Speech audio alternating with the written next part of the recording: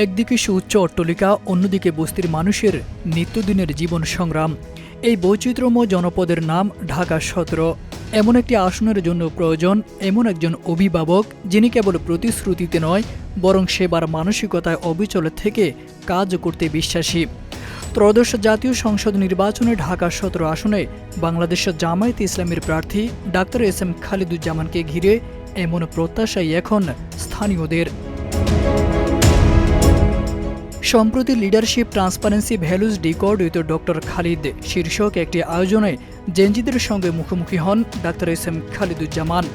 অনুষ্ঠানে জুড়ে তিনি মনোযোগ দিয়ে শোনেন তরুণদের কথা, দেন প্রশ্নের উত্তর, তুলে ধরেন তার স্বপ্ন, পরিকল্পনা এবং বাস্তবায়নের রূপরেখা।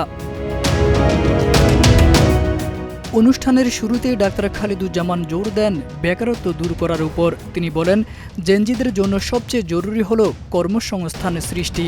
শিক্ষার গুরুত্ব তুলে ধরে তিনি উল্লেখ করেন, আমাদের প্রয়োজন সেক্টর ভিত্তিক দক্ষ জনশক্তি যারা সরাসরি কর্মক্ষেত্রে অবদান রাখতে পারবে। যুবকদের জন্য আমাদের প্রথম তো প্ল্যান যে অতীতের যে শিক্ষা ব্যবস্থা, এই শিক্ষা ব্যবস্থাকে আমরা একটু ঢেলে সাজাবো দেশ বিদেশের সঙ্গে সময় উপযোগী, যুগোপযোগী এবং বিশ্বের সঙ্গে তাল মিলিয়ে সেটাকে আমরা গঠন করে জন্য তাদের জন্য বেশি করে কর্মসংস্থানের সুযোগ করতে পারি, এটাই আমাদের মূল টার্গেট। জেনজিদের এক প্রশ্নে তিনি বলেন, নির্বাচিত হলে ১০০ দিনের মধ্যে আমি করব না, আমরা মিলে করব, কথায় না বাস্তবায়নে আমি বিশ্বাসী।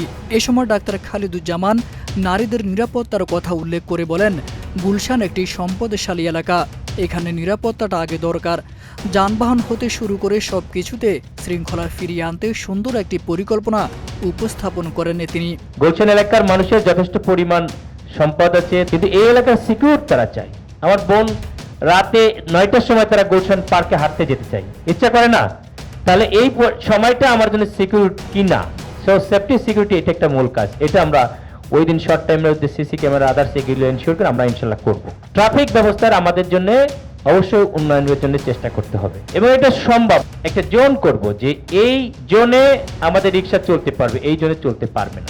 আমরা গাড়িগুলোর জন্য যে এইখানে 10 মিনিটের পথ এখন আমাদের 1 ঘন্টা বসে থাকতে হয়। সো আমরা যদি একটু প্ল্যান মাফিক এই কাজটাকে আমরা হাতে নিই, অ্যাজ ওয়েল অ্যাজ আমরা গাড়ি পার্কিং এর জন্য আমরা মাল্টি স্টোর যদি বিল্ডিং করে দিই, আমাদের জায়গা আছে সেটা যদি করে দিই, তাহলে নির্দিষ্ট প্লেসে যদি পার্কিংটা হয় তাহলে এই ট্রাফিক অবস্থা অনেকাংশে কমে আসবে এবং এটা আমরা অবশ্যই উদ্যোগ নিব। নারীদের জন্য ঢাকা ১৭ আসনকে একটি মডেলে রূপান্তরিত করার পরিকল্পনা নিয়ে ডাক্তার খালিদুজ্জামান বলেন, নারীদের জন্য আলাদা একটি মার্কেটই তৈরি করা হবে যেখানে তারাই হবেন ক্রেতা এবং বিক্রেতা।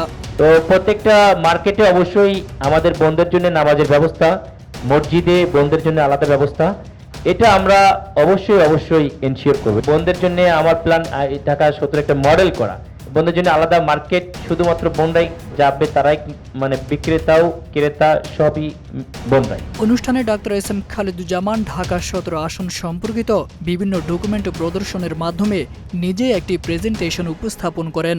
হাতে কলমে দেখিয়ে দেন তার স্বপ্ন, পরিকল্পনা এবং সেগুলো বাস্তবায়নের ধাপগুলো। জেনজিদের সামনে পরিষ্কারভাবে তুলে ধরেন তিনি কিভাবে এই আসনকে একটি আদর্শ মডেলে রূপান্তর করতে চান।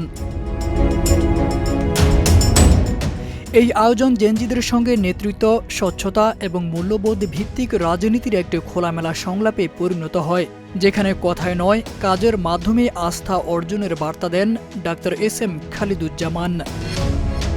তারেক আজিজ খান, প্রজন্ম ২৪।